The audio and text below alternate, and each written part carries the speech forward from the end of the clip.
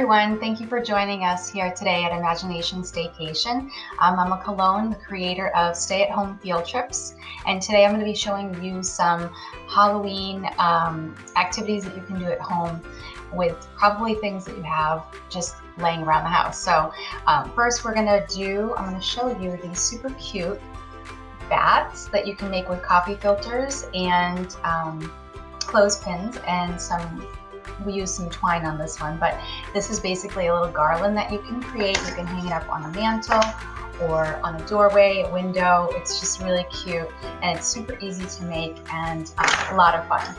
So I'm going to show you your list of items that you need, and then I will get right into it for you, okay? Okay, so for this activity, what you'll need is a clothespin. We also use some black paint. We painted them black because they come in a natural wood color that you can see on the inside here. Okay, I use a paper plate because you will be spraying them with water to see the magic happen with some of the art that you create on there. Some black construction paper, scissors, and some colors of your choice. The ones that work best for the bats would be purple, blue, and black.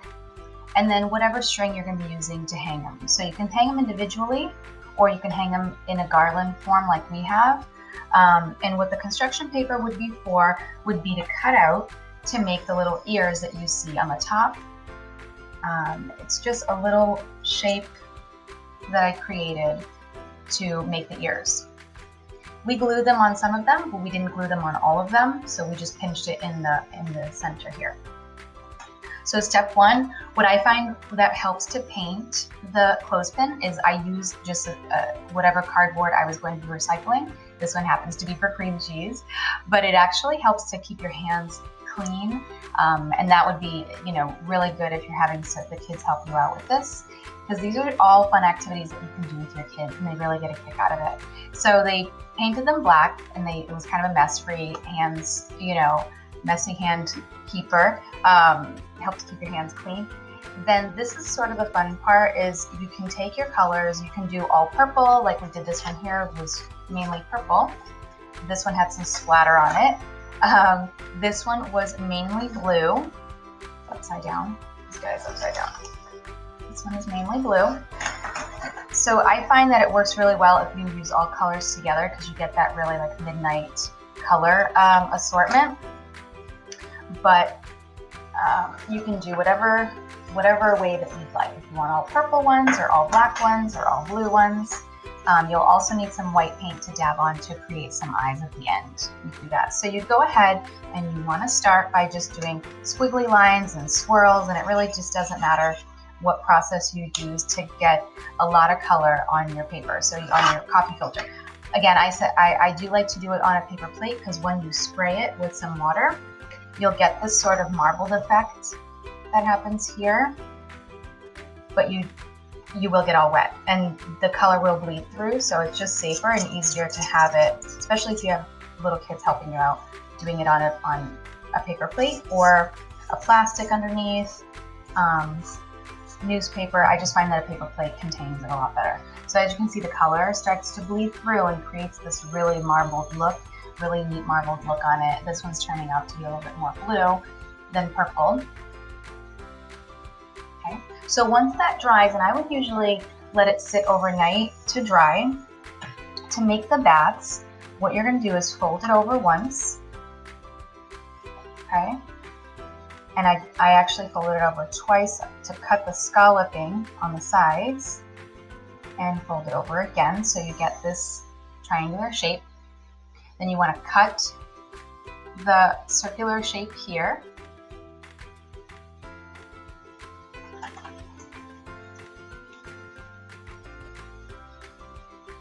So I'm just going to go ahead and create a little scallop cut to create the bat wings.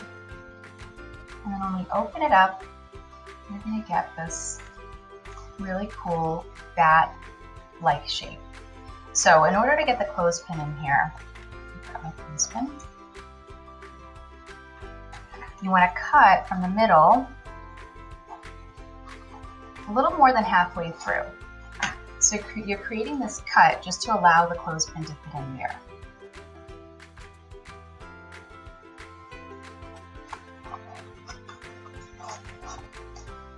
Okay. So your bat is almost done.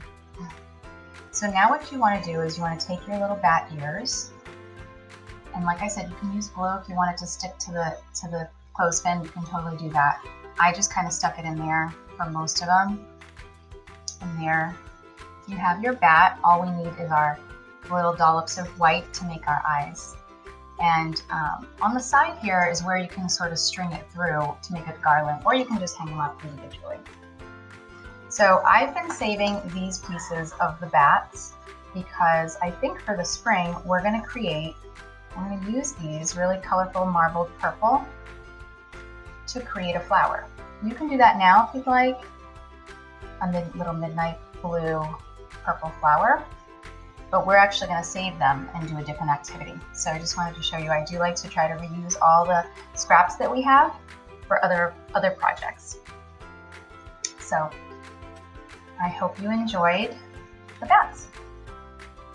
Okay, the next activity that I have for you guys is a mess-free finger painting activity that I actually did with my 2-year-old and my 4-year-old. So this was a really fun thing for them, and they still come in and play with it even days later. So all you need for this would be a Ziploc bag.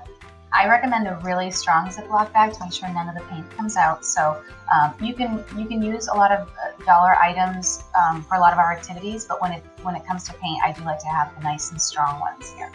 A Sharpie marker, and I used red and yellow for this activity because that way you can create a sort of orange palette in the inside. So what I did was I just drew a pumpkin head on the Ziploc bag. I created the little face. You can create however you like. You can actually have them do it as well.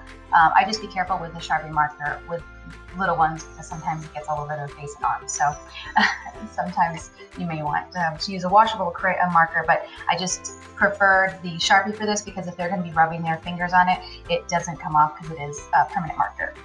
So I took a generous amount of each color, squirted it on the inside, and from there they had fun running their fingers across and spreading it throughout the bag. So that was a really fun mess-free activity for them. And the next one I have to show you is I really like to recycle a lot of the things that come into our house into different things that we use for activities. So with toilet paper rolls, what we did was we painted them green and orange. And I did these cut out shapes.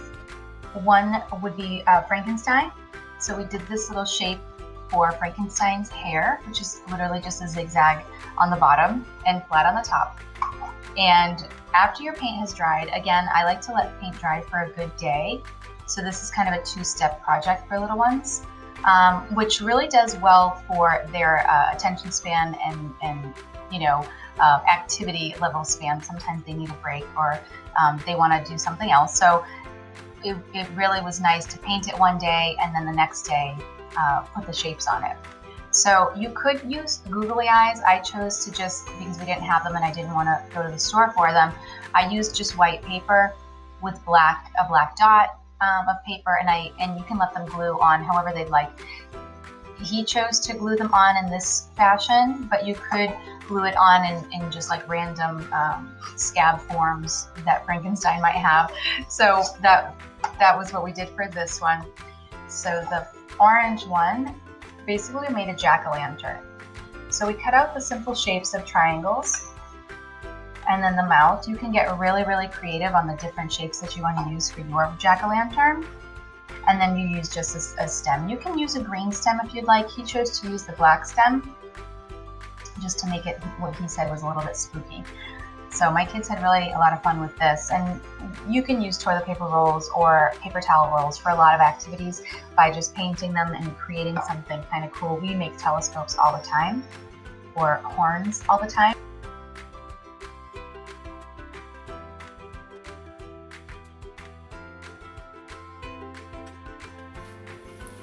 So this project is coloring pumpkins with a bag, right?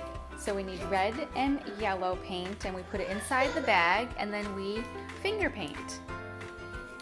Now you can finger paint.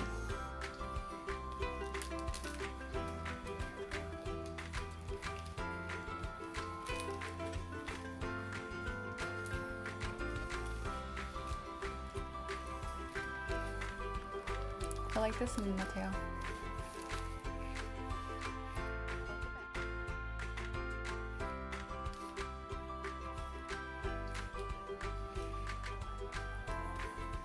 Okay, so who doesn't like a good tissue paper activity?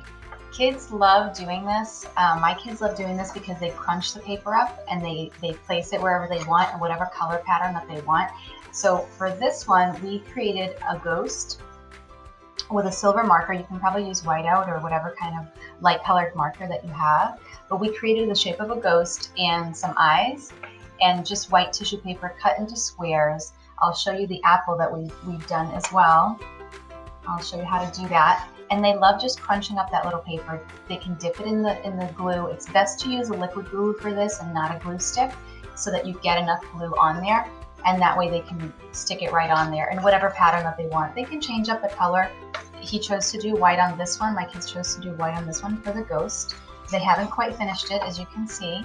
But it's really fun because it has that texture and it's a really good sensory activity because they're using their hands to paint rather than just using a crayon, a marker, or paint. So it kind of gives you that 3D effect and they love seeing these on the wall. So I'm going to show you how we did it and how we cut out the little papers. Okay, so for this, all you'll need is something to put your glue in, your tissue paper cut up, and again, depending on what activity you're doing, you can use whatever color that you choose. We were using some green for the stem. We had some green for the stem. We also had some white for the ghost that we were working on at the same time, and the red for the apple, because we were talking about apples this month for autumn and harvest time. So I give them a really good amount of glue. I usually do more than this just because they get through it a lot quicker. So you just take your square, and you can do whatever size square. We just find that this one works best, and we just crunch it up, dip it in, and then you can place it anywhere on your shape. You can create whatever shape you want. I already have some snowmen set up for our winter activities, and we'll probably be doing some like a Christmas tree where we can put different color lights on it and so forth. So for this one, we were just doing an apple.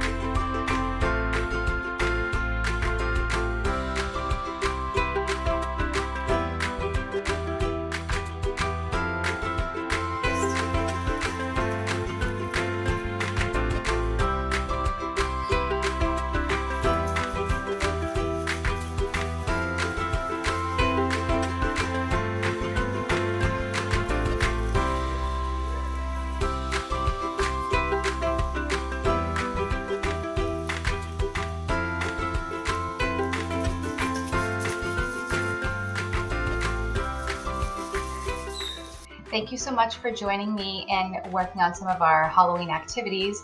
I hope you found them useful. If you have any comments or questions, please send me a message, comment below, and I'd be happy to share any of the ingredients that we used, any of the supplies lists and where I found them, and also any tips and tricks that I have for some of your sensory activities or arts and crafts activities.